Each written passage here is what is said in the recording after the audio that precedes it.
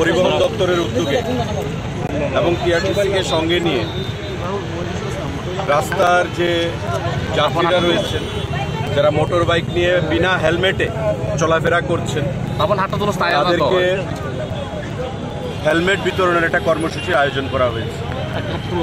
কারণ আপনারা জানেন যে আমাদের রাজ্যে প্রতি বছর মোটর অ্যাক্সিডেন্টে, রোড অ্যাক্সিডেন্টে অনেক লোক অকালে তাদেরকে চলে যেতে হচ্ছে, বিশেষ করে মাথায় আঘাত নিয়ে।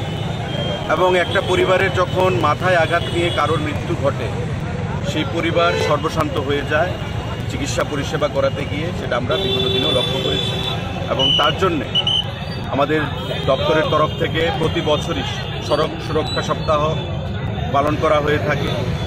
প্রায় 700 থেকে 750 মোটর বাইক অ্যাক্সিডেন্ট বা যানবাহন অ্যাক্সিডেন্ট ত্রিপুরা রাজ্যে প্রতি বছর ঘটে, যার মধ্যে প্রায় 200 থেকে 250 ফ্যাটাল অ্যাক্সিডেন্ট হয় এবং তাদের মৃত্যু ঘটে। এটা বিশাল সংখ্যা।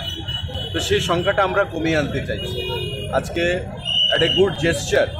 আমরা পরিবহন দপ্তরের তরফ থেকে এখানে টিআরটিসির চেয়ারম্যানও আছেন বলাইবাবু, আমাদের পরিবহন দপ্তরের commissioner, additional secretary, SP traffic আছেন। সবাই মিলে আমরা মানুষকে এই বার্তা দিতে চাইছি।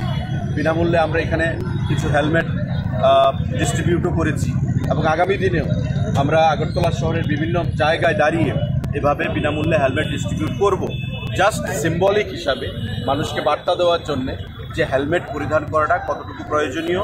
এবং আগামী দিনে এই হেলমেট পরিধানের মাধ্যমে আমি আমার নিজেকে শুধু বাঁচাতে পারবো না অ্যাক্সিডেন্ট থেকে, আমি আমার পরিবারকে বাঁচাতে পারবো এবং অন্যকেও হেলমেট পরিধান করার জন্য উদ্বুদ্ধ করতে পারবো, উৎসাহ যোগাতে পারবো।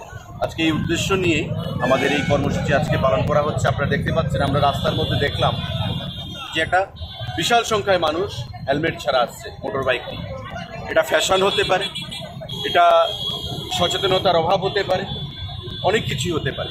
আজকে তার থেকে বেরিয়ে এসে যাতে আগামী দিনে হেলমেট পরিধান করে সে পরিবার থেকে বের হয়, ঘর থেকে বের হয়, এটা আগরতলা শহরে হোক বা শহরের বাইরে হোক, তার জন্য এই বার্তা দেওয়ার জন্য আমরা আজকে পরিবহন দপ্তর থেকে টিআরটিসিকে সঙ্গে নিয়ে আমরা এই হেলমেট বিতরণ কর্মসূচি আয়োজন করছি।